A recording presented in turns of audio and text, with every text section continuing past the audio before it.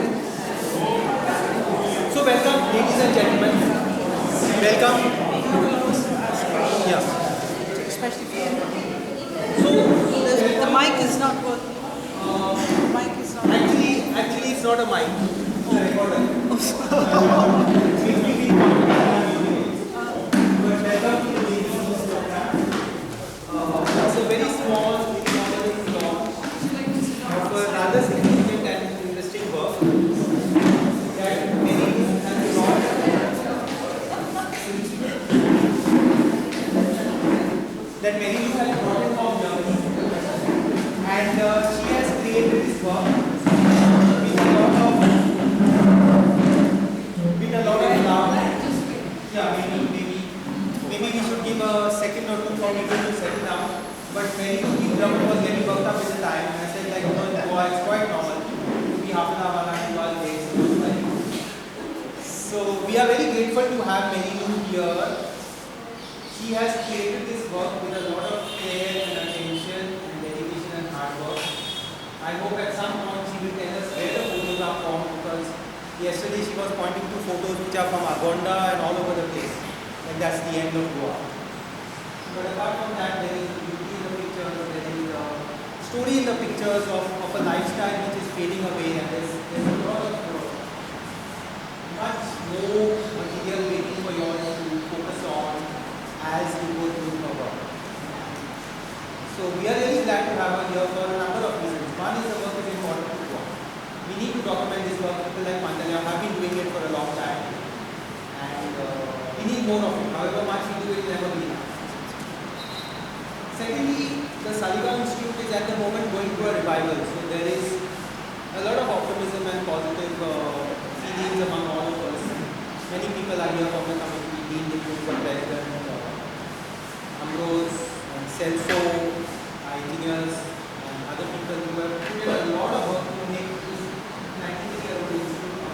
I won't take much time, but it brings the past to the present, one word on the history of this institute. So it was built in 1929 by these three gentlemen with money from East Africa and Africa. So they were village businessmen there, running small kind of groceries or whatever, grocery stores, which include departmental stores, mini departmental stores, and those eras. And they sent that money and they had the village on the side to create this institution for the village. So it's not owned by anyone, it's a trust. And when we were young, it was our second home. We learned our skills here, at the reading table here. In my first book, I actually found this table for giving us the knowledge and the information that we were. So without going too much about that, Marylou has this East Africa country. And like the world diaspora, which is scattered all over the world, they have all kinds of talents and we don't have a clue about them. He has a totally another different story about the uncle who is Joseph Zuzarte, Vice President of Kenya for a short time. Not only that, he was one of the best known, collectors of African art in the world. And those passed away revolution games. So that's another story. We won't even go into that. We want to find out about that and talk to us about it. But I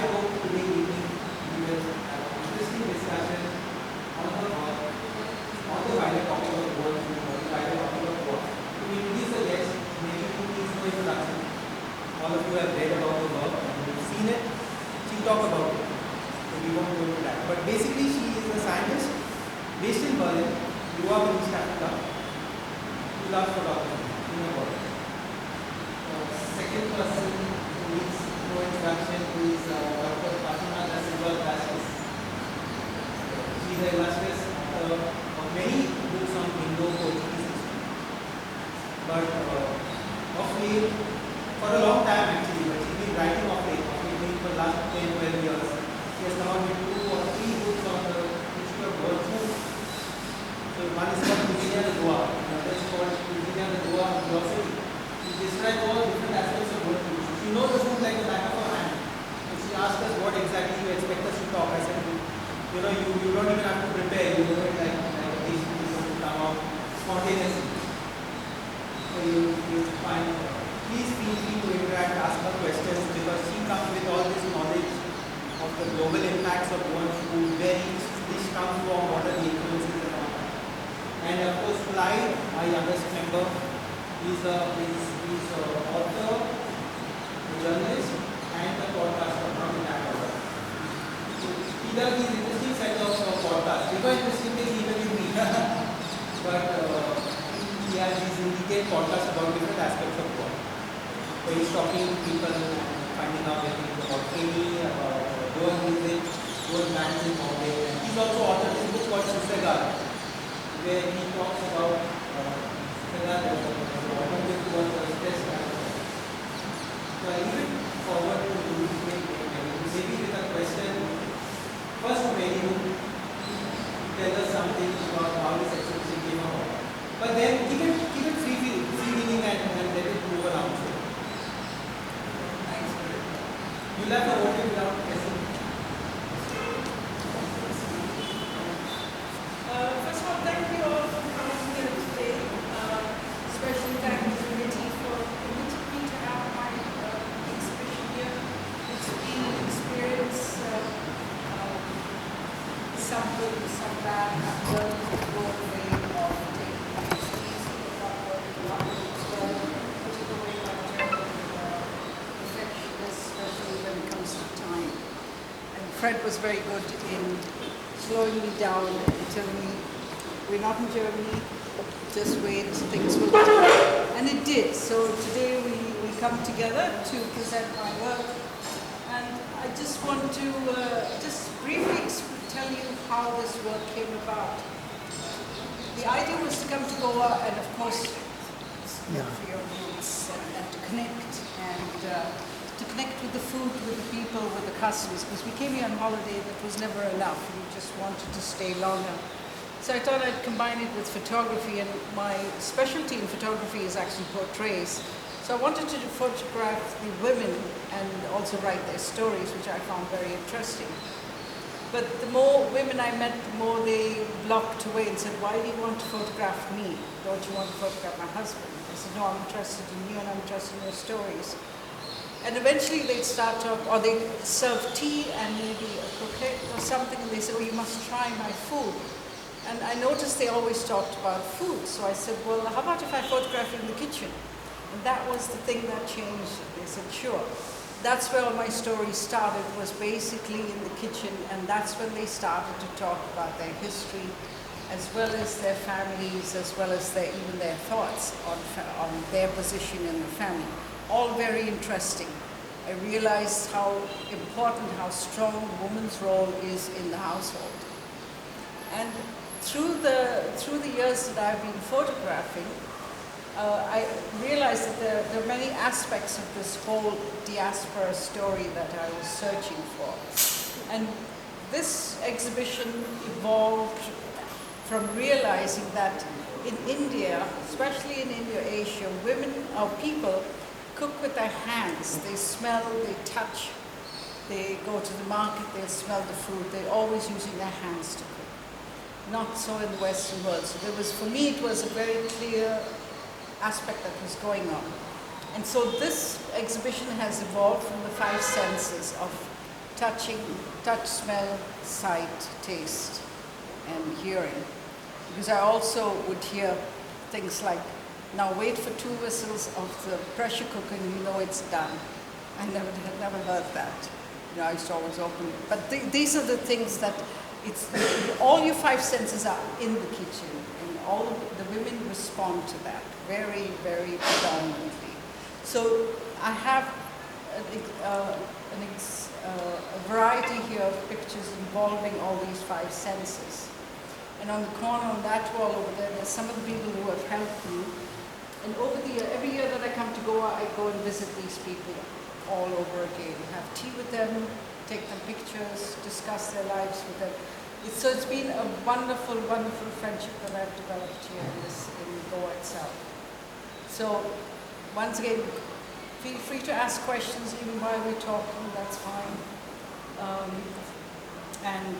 We don't want to make it too much of a sit-down discussion, so I'll pass the mic on to Fatima, and she will give you a short description of her work as well.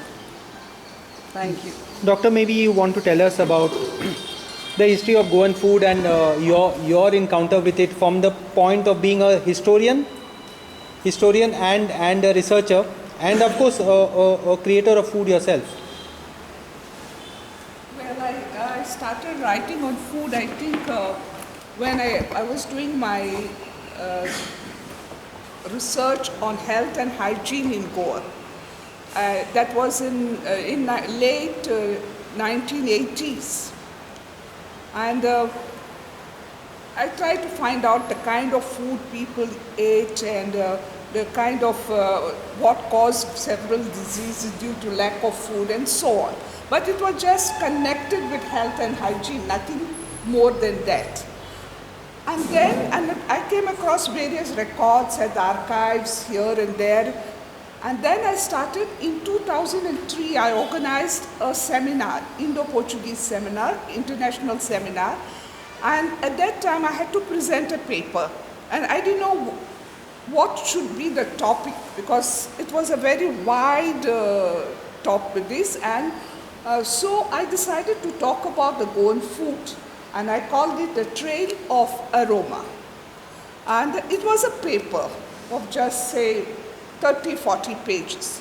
And it was at this seminar that several people suggested that I should write a book on Goan food, on the history and tradition of Goan food. Still, I didn't know what form it should take. Someone said, oh, you should write in form of letters to the children and to the grandchildren, telling them about the past. Somebody else said, you should do this way and that way. Until I met Amitabh Ghosh, and he told me, make it very personal. I said, no, I don't want to get myself involved in being something that is personal. No, he said, only then there will be interest in a book on food. And that is how I started writing, and that was in 2011 the book was published. And it was history and tradition, how the food originated, how it came to Goa, how it was influenced, how it went up, how the changes took place over the period of time, and how Goan food also influenced globally, and how the global influences on the Goan food. But at that time, I think I collected quite a bit of information. It was too much, it could not be published in one single volume. And so there was a lot of information that remained, because Frederick said you can't write more than 350 pages published because the cost of production would go up. And so the first part was published, the first book, History and Tradition, Cuisine and the Goa, History and Tradition. And then some years later now, I came out with a glossary, Cuisine and the Goa, food, glossary on food. And that is how I have now two books, and then people are saying that it's quite confusing because both have the same titles, main titles. But of course, just to add, from what doctor is saying, you won't get a hint about how colorful Goan food actually is. If you look at her book, you will realize that Goan food comes from all over the world, both the influences and the ingredients. Okay, and it's from everyone knows about Portugal and Europe and all that, but it's also from Arabia, it's from the other states of India, it's from the Konkan. We share a lot of commonalities. It's from the Far East, from, all over the place, like Jamblam and, all kinds. And she traces historically how the food evolved. In the 20th century, what was a breakfast like, what was a tea snacks like, what was a typical menu in a elite Catholic wedding in say Club Nacional or Vasco or wherever, Vasco da Gama. So it's fascinating when and her second book is like a list of entries describing each food, what are its ingredients or each spice, where it's come from. And then you realize we are sitting in this small place which is the center of all global crossroads meeting. So that's interesting, a lot of scope for questions, discussions, but please have a look at her book. Her first one is out of print, supposed to be coming back soon into print. It will. And she's looking at me very accusingly because I have a hand in delaying it. Whatever, no, but it will happen. And of course, shifting over to Clyde. Clyde represents this young section of Goans who are based outside Goa. And I always jokingly say that it is the tail which wags the dog, because we guys are sleeping here, whereas they are a very active and talented and youthful set of people. Goan music has been shaped in Bombay. Goan press has been shaped in Bombay. A lot of things have been shaped all over the world among the diaspora. So he's rediscovering his place. Maybe he should tell you something about his work. Sure. I don't know what you want to talk about, food or general rediscovery of Goa. Or Yeah, thank you. So thanks, Frederick. I'm very happy to be here. And although Frederick mentioned that I'm the young, talented, part of the diaspora, the Goan diaspora, I have to say that I'm actually just standing on the shoulders of giants like Frederick and Dr. Fatima, honestly.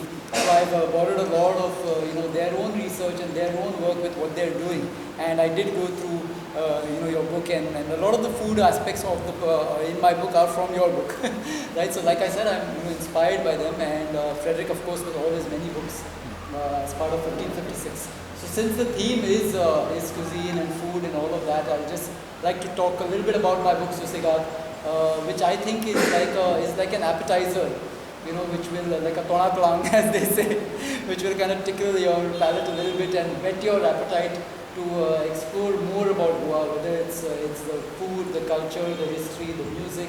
So, and that's what I think my book does. And yes, I've consciously made a decision while writing the book. The challenge, the brief that I got from the publishers was because there's this movement right now globally called the slow movement or conscious living or ikigai.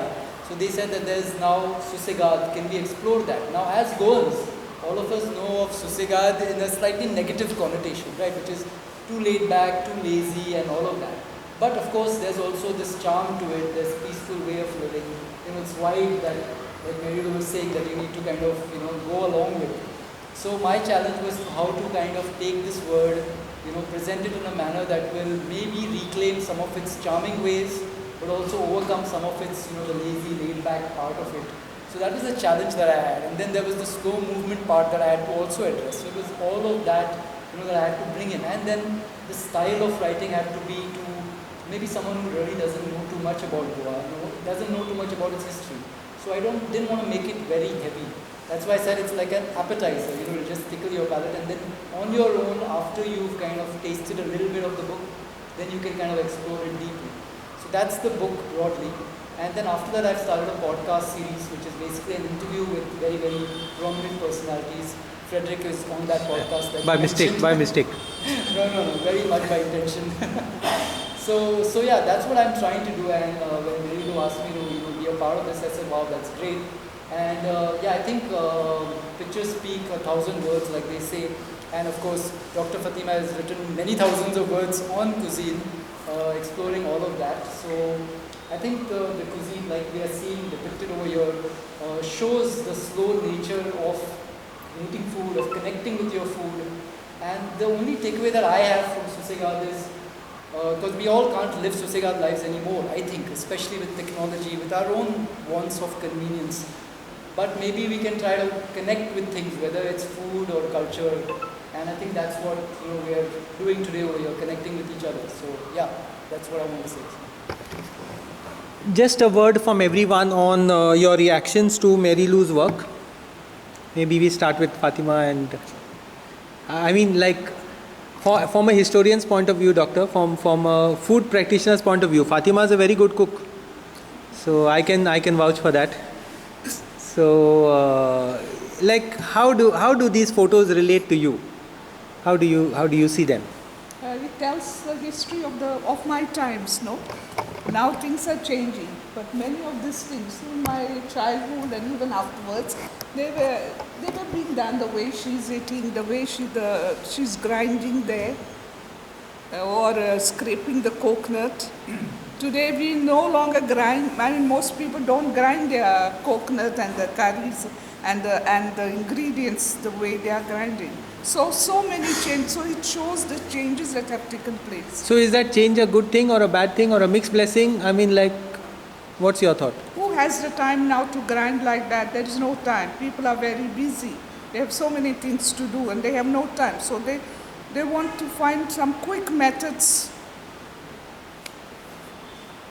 You know, what I found fascinating was that Marylou touches different social classes, Yeah. different religious groups. Yeah. Because Goa, you have these Berlin walls where, you know, we think that ours is the only model of doing things, which can be problematic. So, like, you know, yesterday there was a Hindu vendor from our market, and she really identified with some of these pictures because it's her lifestyle, no? Yeah. So, interesting. Of This course. was very common, but now today not so many people use the same methods of cooking and the methods of these. Things are changing and out of necessity sometimes. Clyde? Yeah. I think one of the things that I liked about it and I just noticed is that in quite a few of the photos, you don't see the faces of the people, which I think is very interesting as well because then you can identify with it more easily. It's not that person doing it, but maybe it's someone you know who has been doing that. So for me, when I look at that grinding of the masala over there, it reminds me of my grandmother, because that's what she would use, right? So because there's no face over there, I can kind of relate to it more. It makes me identify with it a little bit more. So I think that's something very interesting that I found in a lot of that, even the making of the sweets one or the scraping of the coconuts. There's the focus on the hands, and it's the aged, wrinkly hands where I've been through a lot. So I think that was a very interesting aspect. Before I ask Marylou to tell us something about where all she traveled for these photos, maybe if you all are having a problem with listening, you can just pull your chair and come here. There's no formality about this all. The setting is very informal, otherwise I'm going to call you all by name. So pull your chair and come here. Shirley is a great granddaughter of a neighbor of the Saligão Institute. Some of you might know JB Pinto. JB Pinto used to be living very close to the Souza Corderos. Come in front. Michael, would you like to? Can you hear? Either you got good ears or I'm shouting too loud. So Marylou, if you could tell us, with the recorder, where all did you travel and what was the most difficult part of getting these lovely images? Okay. I think I first started in Kolva and Sorry? in Kolva, Kolva. and I made the mistake of coming at Christmas time. So everybody was busy making Christmas sweets, and here I sat in my guest house all alone on Christmas Day, thinking, "What am I doing here? Nobody wants to talk to me." And then I talked to good friends of my Auntie Gemma who live in Margao, and they had they recommended a driver. And they said, hire him and see whether, it's the first step is to get a driver and get out there. And this was a good turning point, because the driver all of a sudden was interested in what I was doing when I explained the project to him. He says, "Okay, I know so-and-so here and I know so-and-so there." And I said, "Okay, let's go see them." So it reached a point after 3 years that he knew my project. So whenever he met somebody and we said, I'd say something like, "Today we're driving south, Agonda, let's go and look at the cashew trees. I need to look for a cashew fruit picker." He knew the direction, or sometimes he stop here, it looks good, let's see if we can meet people. An example of that was very interesting, a meeting. And he would explain to the people the project. So I wouldn't take my camera out right away. That was a thing that intimidated people. But an example that we were driving to Uganda, stopped at the cashew nut grove, and I was looking for a cashew fruit picker.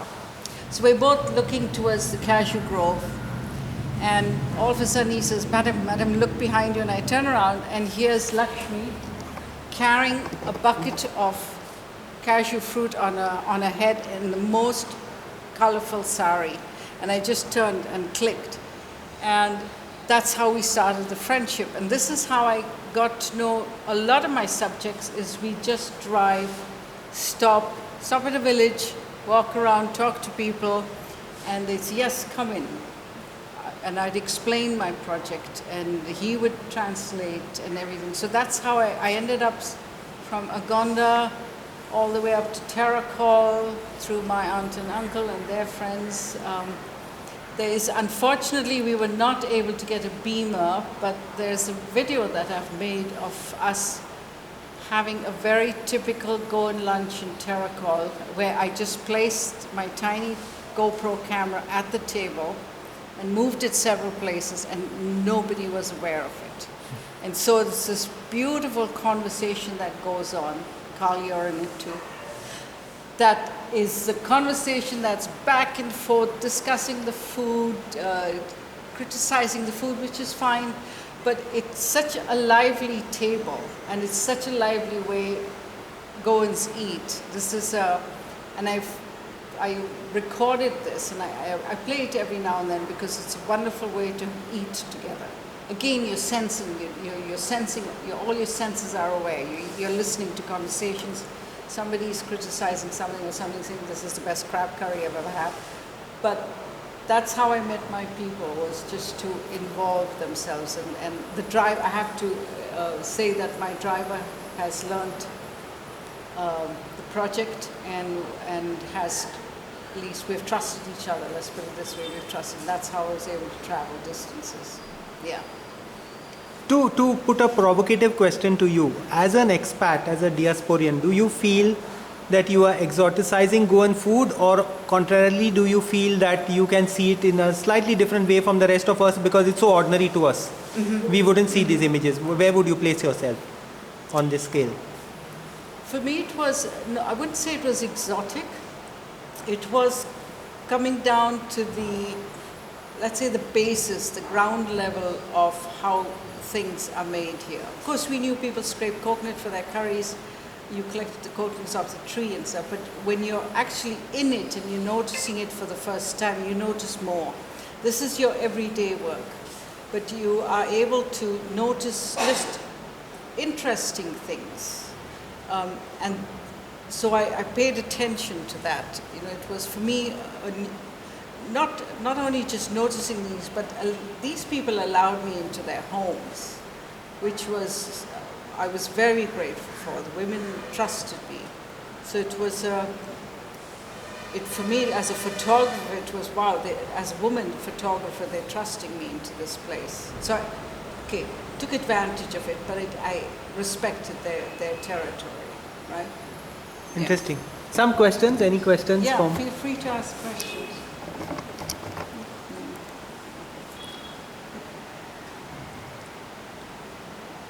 The first question is always the toughest to come up. Once that comes, then it doesn't stop.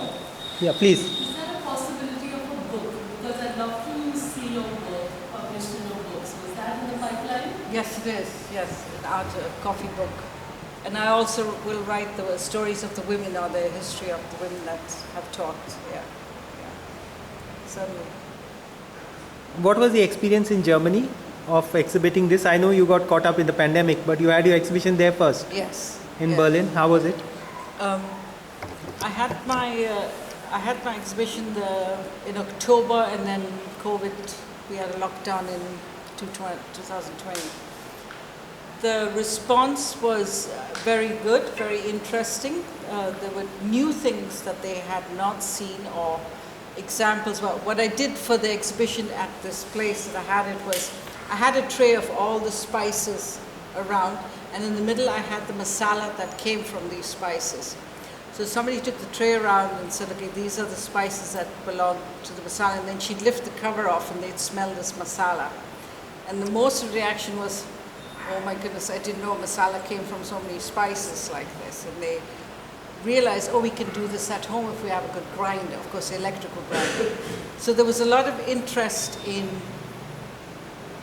really coming down to the art of Indian Goan cooking, which really opened their minds. They were fascinated. They were also very fascinated. They said, everybody's using their hands. You know, you're grinding masala, you're cleaning, you're doing the coconut milk with your hands. I said, yes, that's what it's about. Cooking is about using your hands, tasting with your hands, not with a spoon. So that it was like a cultural exchange of information that went on. Yeah. Thank you. Someone else, please. I have a question for Dr. Fadima. Sorry. Question for Dr. Yeah. Fadima. About bebinka. Her name, your name? Jean-Paul Cotta. Yeah. Just as I thought. Okay. So, of course, sorry, I haven't read your book yet. I'm going to get one. About bebinka, obviously there are kind of two theories or two debatable origins. Various. There are various. Okay, the two major ones, the Mrs. Bebinka and the ships from Far East. So, did you manage to find the real origin and found proof of the real origin? So I'm meeting, sorry to come spam in the middle, but I'm meeting John Paul Cotta after ages. He was on GoaNet and he actually founded this Goan Musical Society as a youngster in London. So. See, there are various theories about the origin of the bebinka. There is the one that bebinka came from Portugal and was brought by the nuns, and there is this legend attached to it. Then there are people who say that bebinka came from Malaysia. Some say it came from Singapore and other countries around it. But more recently, Malaysian researchers say that bebinka went from Goa to Malaysia, to Singapore, to Indonesia, and from Indonesia to Hawaii and to various places. Of course, in between there were changes. The bebinka that we make is a layered bebinka, but it's of one color. Layered by layer, it's baked layer by layer of one color.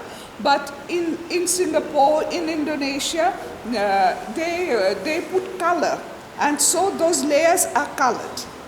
So it underwent changes, maybe even in the taste. In Sri Lanka also they have bebinka. So they said Sri Lankan bebinka came from Goa. So there are these various theories.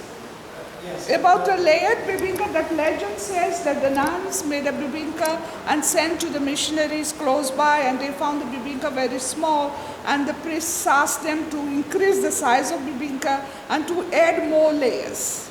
This is just a legend. We have no proofs to. Yeah. It's just that I did some studies. I'm into maritime research, and there is a Goan scholar overseas where he kind of cross paths. Yeah. And the bebinka, there's no proof that that's it, non-existent. Yeah. There's no proof that the convents were usually producing bebinka. That seems to be the most popular belief. So the ship's theory is that the layered cake existed before bebinka. There is proof of that. So I'm just curious, We never know. Maybe after some years, somebody will find some other theory, some other this. It's ongoing research.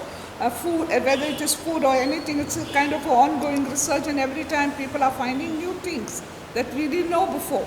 But it's a fascinating subject because this small tiny speck of land has so many global influences from all over the place. I think Dean was going to ask something. Well, it's more a comment than a question actually. Because I recall, I'm a Bombay boy and I've of course been visiting Goa like 40 years, 50 years ago, and stayed in my uncle's place. And it was not just the sight of food and the visual aspect and the taste of food, but the sounds and smells actually that were associated to it. I remember, because people had their own chickens and pigs, it was the sound of, in your backyard, they had their own chickens and eggs and everything. And it's the smells of the wood fire, the smells of the curries, the fruits that were stored and the thing, which we miss today, which is really sad. We only see food as the end product, which sits on our table. But the starting point of food from, the chickens in your yard to, storing of food is really what we we don't experience today. Just to comment. Thank you. Dean, of course, is an early mover back to Goa. He came to Goa in the 80s when people were still leaving. If anyone has a comment or one of you would like to say something. Yeah, so I'd actually like to ask Dr. Fatima a question. So, Dr. Fatima, what cuisine do you think is kind of going away and you think like that's not something that will be revived? Or is there any cuisine that is yet unexplored in Goa? See, the typically Goan cuisine is disappearing. You know, people are finding, I mean, I don't know what is the reason, but one of the reasons may be also lack of time, lack of people who can cook that kind of food, and also people want to simplify the ways of food is cooked. So all that, many of our typical Goan cuisine is disappearing. Many of these restaurants, you go and you ask, say for instance, for a shakuti. They will give you shakuti as a dish, but it will taste altogether something else. Like vindaloo, like balchao, it is not the same that you prepare at home. And it underwent changes. And then once I tried to find out why it was so. And then I was told that the cooks who were cooking it, they were not Goans. They were from south of India. One was Caroline. So they knew nothing about it. So they prepared. I'm not saying they knew nothing. They knew quite a bit about food, but those dishes. And so they prepared it. And when you are not from the place, you won't even know that there has been changes. Unless you are from here, you have lived here, then you know how a vindaloo is cooked, or how balchao is made, or shakuti is made. But if you are not from here, and they present you as a kind of something red, something with masalas and all, it goes. Doctor, I don't want to contradict what you're saying, but just to add to what you're saying, there seems to be a bit of a mixed bag here, because on the one hand, there is an erosion of our traditions, that's accepted. But on the other hand, technology is playing a role in building up a new world. Like for example, photography promoting food, photography promoting the awareness. An exhibition like this makes us aware of what we are losing, what we are not aware of. Imagine the internet, imagine YouTube. No, there's the Goan Foodies. It's a group started in Canada, if I'm not wrong, and they built up a membership of 2 lakh people, like so professionally run. So I think, I don't know. Marylou, last word to you. If you don't have any questions, we will. Yes. Sorry. Mr. Shah. In most of the hotels and restaurants, the food is served as Goan food, but they are prepared either by a cook from Andhra or from Karnataka who have very little training in Goan food. And the bigger restaurants, you will find that these are actually well-educated chefs, but they use their own imagination and call it Goan food. Serendipity, I saw one of the chefs was presenting something called pancake made from flour of black rice. I pointed out that pancake is found all over the world, and black rice is grown only in Assam and Manipur. It's not a Goan native crop. So, what do you think about this? The trend of Goan food which is being served. But don't you think we are a melting pot, Mr. Shah, in that sense? Don't you think we are a melting pot also, just to... Yeah, there are changes being made. Now, if you go to any restaurant and you ask for a soup, you will see that the soup, they have added flour. Now, we never make at home soup adding flour. Maybe certain soups, yes, but most of the soups that we prepare at home, we don't eat flour. And they do it to give thickness to the soup. Same thing with curries. Our curries, we don't eat flour. We eat coconut juice. But they're doing it in the hotel, in the restaurants, out of necessity or because coconuts are expensive. I don't know exactly what is the reason. So probably the last word to Marylou, who could... sorry, please. This is more from my understanding. I recently met a lady from Salset who was talking about vindaloo and Goan dishes, and she said there's a lot of vinegar that's added to a dish in Salset. So is there a difference between Bardes and Salset food because I went for a wedding and I was surprised to taste the Vindaloo. It's very different from what we make in Bardes. Is it true? Yes, there is differences in food, the way foods prepare in Salset and in Bardes, especially curries. But Shamika is trying to make a political point. I think she is trying to say that Bardes is better than Salset. She's from Bardes. But we will not say that today because there are a lot of Sashtikans here and someone might end up getting assaulted. You also, father? Salset, but it's all. We are not saying any bad things, please note. But a last word to Marylou. And maybe you should tell us what was the experience in getting this work together. Whether we as a culture appreciate Goan art enough, I don't think so. The difficulties in getting it out, whatever. Anything you'd like to say? Well, I just want to thank everybody for coming again, and also especially to thank Fatima and Clyde for contributing to this exhibition, and I hope you were able to get something out of it. Feel free to walk around and ask questions. We don't want to make it too formal and start to put people to sleep. Do you want to show us around? No, not really. I'll just do it formally. We want you to. I'll just do it formally. Okay. I'll just informal. So it will be opened every day from 4 to 8, and you all are welcome to come here. Yeah. There are some books on the table which the authors have kept. The photography. One is Pantaleon's book, his book on Goan traditions, which you can talk to Pantaleon about. And this is his 8th book. He does a lot of coffee table books. Okay, and Clyde, our panelist, has also done another one on Susegad. So these are available for sale or whatever here. You can talk to Clyde and Pantaleon. Yeah, feel free to move around. There are some cold drinks. Yeah, most welcome. Thank you so much for coming. Thank you.